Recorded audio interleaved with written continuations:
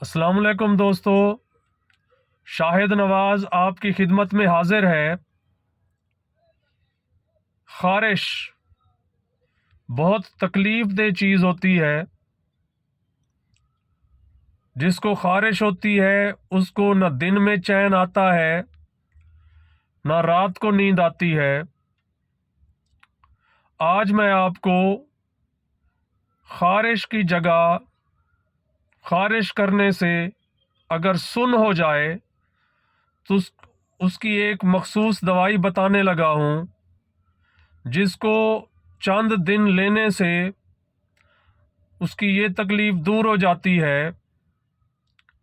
اگر خارش ہو اور خارش کرنے سے وہ متاثرہ جگہ سن ہو جائے تو اس کے لیے ہومیوپیتھک دوائی اولینڈر 30 اولینڈر 30 کے 2 قطرے صبح، 2 دوپہر، 2 شام، ہفتہ 10 دن لینے سے خارش والی جگہ کے سن ہونے کی تکلیف دور ہو جاتی ہے۔